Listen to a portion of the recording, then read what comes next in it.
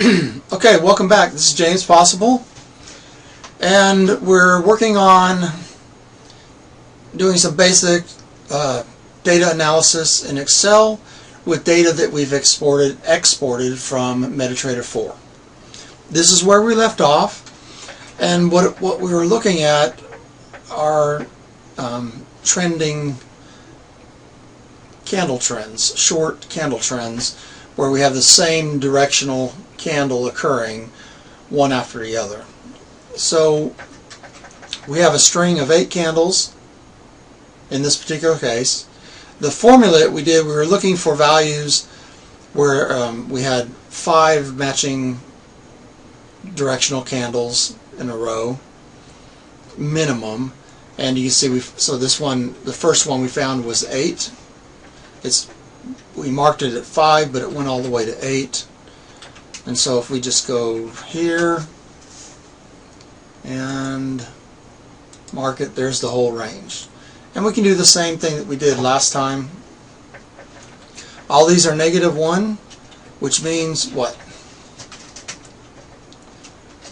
The price candle is moving down, right?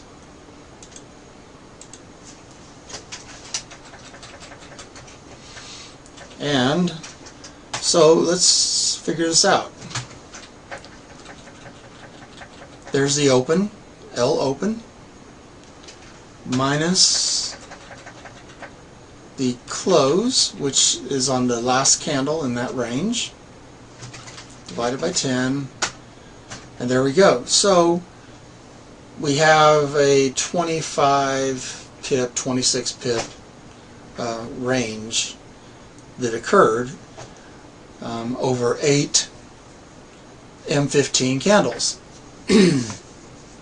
Now if we slide over to the left here, we look at the date.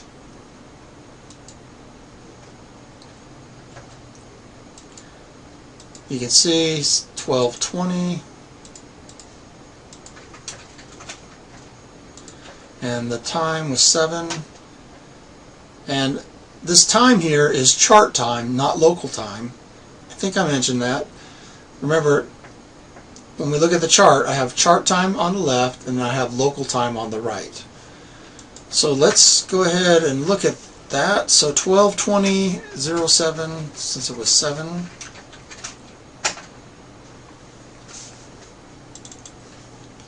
And drop this in, drop a vertical line in. I'm going to set the date and time.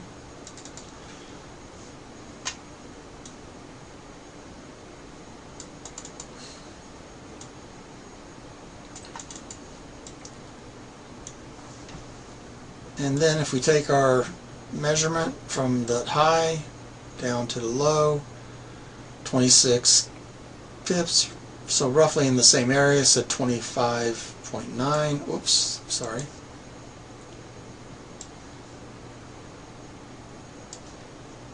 And there you have it. So that's this right here is the range that we found doing that calculation through the data. So it's much easier looking for occurrences of patterns through data if we clearly understand what we're looking for as far as a pattern. So in this case, we're just looking for, really, the pattern we're looking for is a series of trending candles. Same directional candles, back to back, right? And I'm sorry. and the minimum we're looking for is 5. And of course, anything greater than 5. So here we found an 8. We can do a search in this column for the asterisks. Find next. Here we have 5 and 6. We have another 5, 5, 6, 7, 5, 5, 5, 6, 7, 5, 6, 5,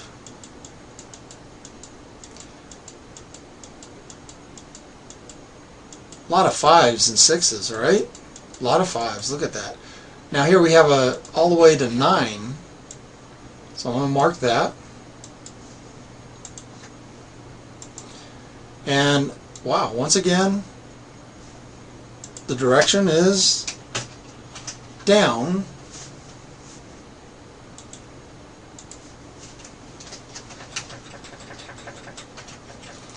So the first candle we're going to look at is the open of the first candle in that range, and then we're going to subtract the close of the last candle in that range, and we're going to divide that by 10 to account for the pipette or the fractional pip, and we end up with 33.1 pips.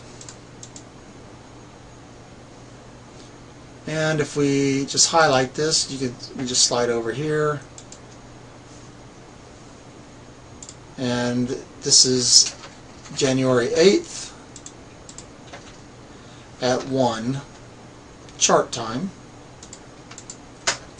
So January 8th, 0100:00, and I'm going to double click on the right. That'll bring the candles up.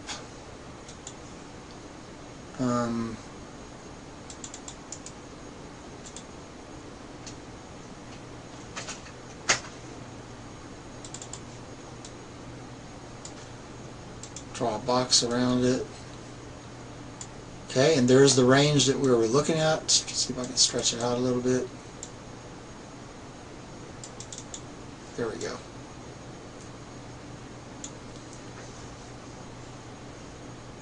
And let's take and measure that from the open of the first candle down to the close of the last candle, and 33 pips.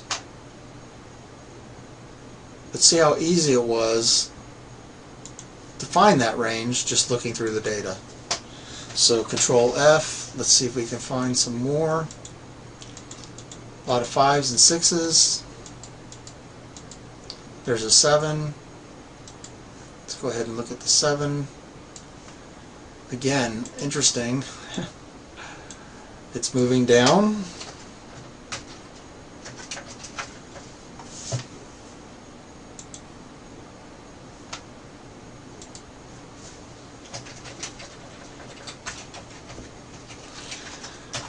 And let's just check the pip range. So we're going to look at the open of the first candle in that range. And we're going to subtract the close of the last candle and divide by 10, and we end up with 41 pips. So this is a little bigger range, and this happens on January 10th at 9:15 chart time. January 10th, 09:1:15. Let's drop a vertical line in, set the date time, there we go. Draw a box around it, and there it is. 1, 2, 3, 4, 5, 6, 7. 7 candles in a row pushing down. And measure it. 41, what did I say? That was a rough measurement. Yeah, 41.1. Okay, so there it is. This is some very basic things you can start to look at. We know the max.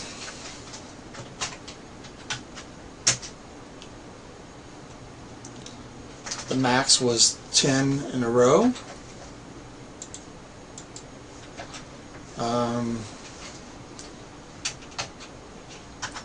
We saw 5s and 6s, right? So let's see. 5 in a row.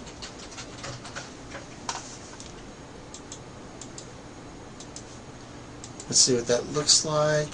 Let's get a, do I have a count if here? No, I don't. Here we go. And I'm going to go here, count if. We're looking at the V column. We're going to count if 5, right?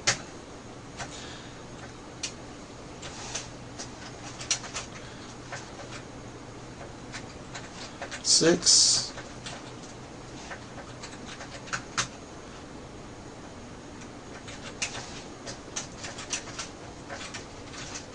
7,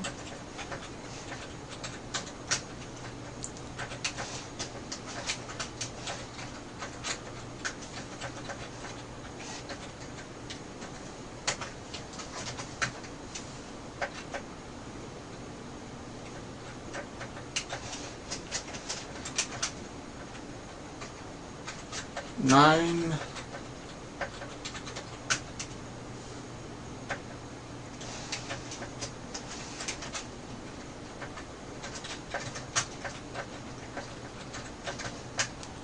'There will be one of those. There will also be 1, 11, because we know the max was 11. And there you have it. So over 4,500 candles, there were 103 times that we had a trend, a short trend of 5 candles moving in the same direction. 48 times we had 6 candles moving in the same direction. 26 times we had 7 candles moving in the same direction. 9 times out of that 4,500 candles, we had 8 candles moving in the same direction, back to back. And then once we hit 9, it drops off quite a bit, right? Interesting. Count if. Oh, this is wrong here. This should be 0, 4. Oh, hang on. I didn't copy that right. So 4. I apologize. Hang on here. Okay.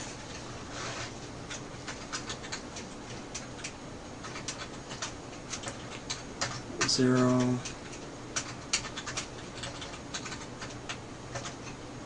So 11, 10, 9.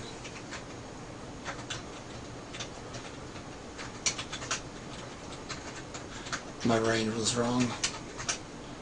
So I'm just fixing it real quick.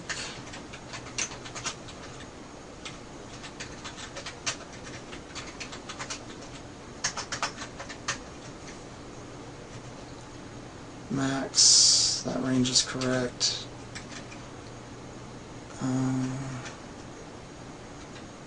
Okay, that's right. 4, 4, yep, okay. I'm just double checking, which is a habit you'll want to get into.